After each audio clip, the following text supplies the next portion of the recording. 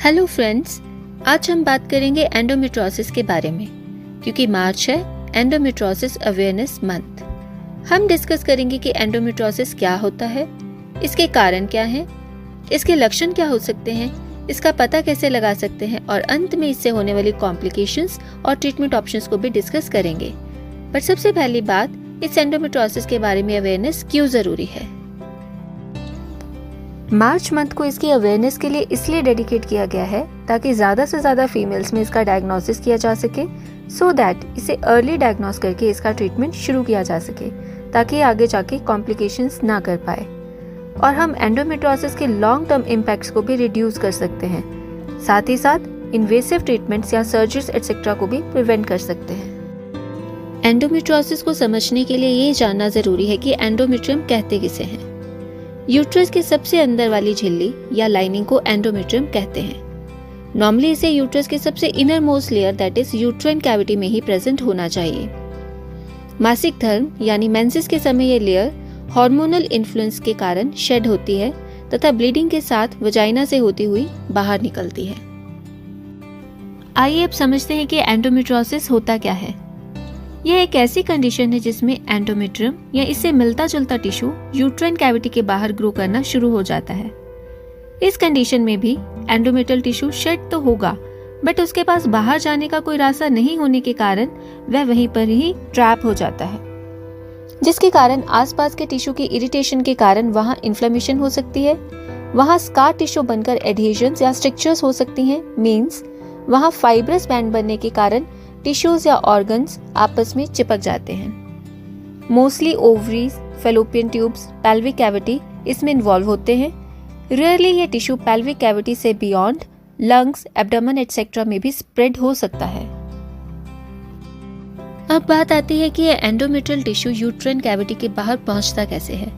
Exact cause is not known till today, but इसके लिए कुछ थ्योरीज प्रपोज्ड हैं, जैसे कि रेट्रोग्रेड मेंस्ट्रुएशन थ्योरी, जिसे सैमसन थ्योरी भी कहा जाता है, जिसके अकॉर्डिंग शेडिंग के दौरान there is backflow of blood through the fallopian tubes, जिसके कारण सारा ब्लड वजाइना के थ्रू निकलने की बजाय कुछ अमाउंट में पेल्विक कैविटी में चला जाता है और एंडोमेट्रियम वहां पर डिपॉजिट हो जाती है।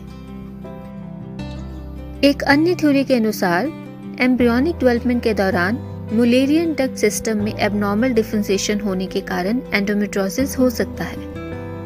कई लोगों के according it may be genetic too. ये एंडोमेट्रियम की शेडिंग लिम्फेटिक्स या ब्लड के थ्रू भी अदर बॉडी पार्ट्स में जा सकती है। In some cases surgical scars के थ्रू भी मेंस्ट्रुअल ब्लड पेल्विक कैविटी में लीक हो सकता है।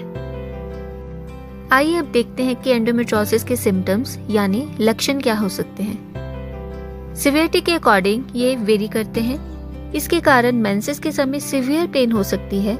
कई बार यह पेन पीरियड स्टार्ट होने के कुछ दिन या 1-2 हफ्ते पहले से ही स्टार्ट हो जाती है। इसके कारण फर्टिलिटी प्रॉब्लम्स मींस प्रेगनेंसी होने में भी समस्या हो सकती है। इसके अन्य लक्षण हैं पीरियड्स में ब्लीडिंग का ज्यादा होना, इंटरकोर्स के समय पेन का होना, कमर में दर्द होना इत्यादि। डायग्नोसिस मींस किसका पता कैसे लगाया जाता है। This is a most important part, क्योंकि इसके सिम्टम्स कई अन्य कंडीशंस के साथ मैच करते हैं, जैसे कि पीआईडी मींस बच्चेदानी के आसपास की सूजन, ओवेरियन सिस्ट यानी अंडरदानी की रसौली एटसेट्रा। इसलिए सिर्फ सिम्टम्स के बेस पर इसका डायग्नोसिस करना पॉसिबल नहीं होता। डॉक्टर को इसका पता लगाने के लिए पेल्विक एग्जामिनेशन करना पड़ सकता है और अल्ट्रासाउंड की हेल्प से एंडोमेट्रोटिक लीजन्स, स्कार्स या स्ट्रक्चर्स का पता लगाया जाता है। The gold standard is laparoscopy, जिसमें हम पेल्विक कैविटी को डायरेक्टली विजुअलाइज करके डायग्नोसिस भी कर सकते हैं और साथ ही साथ सेम सेटिंग में उस डिफेक्टिव टिश्यू को रिमूव भी कर सकते हैं। आइए अब लास्ट में बात करते हैं इसके ट्रीटमेंट के बारे में। इसके इलाज के लिए मेडिकल एंड सर्जिकल दोनों ऑप्शंस हो सकते हैं। मींस सिवियरिटी ऑफ डिजीज के अकॉर्डिंग इसे दवाइयों से भी मैनेज किया जा सकता है और कॉम्प्लिकेटेड कंडीशंस में सर्जरी के द्वारा भी इसे क्योर किया जाता है। दवाइयों में आमतौर पर पेन मैनेजमेंट के लिए ड्रग्स दी जाती हैं। कई कंडीशंस में हार्मोन्स या कॉन्ट्रासेप्टिव पिल्स भी प्रिस्क्राइब की जाती हैं। सर्जरी में लेप्रोस्कोपी के माध्यम से डिफेक्टिव टिश्यू को रिमूव किया जाता है और अगर कोई सिस्ट है या कोई स्कार या स्ट्रक्चर्स बने हैं तो उसे भी निकाल दिया जाता है। इन रेयर केसेस अगर किसी को ट्रीटमेंट से कंडीशन में इम्प्रूवमेंट नहीं मिलती है तो लास्ट रिजॉर्ट के तौर पे यूट्रस को रिमूव भी करना पड़ सकता है, जिसे कि हिस्टेरेक्टमी कहा जाता है। So the message in this endometriosis awareness month is that women do not need to suffer. They should not ignore period pain or pain abdomen at any stage of life. Just because you cannot say it doesn't mean it doesn't exist.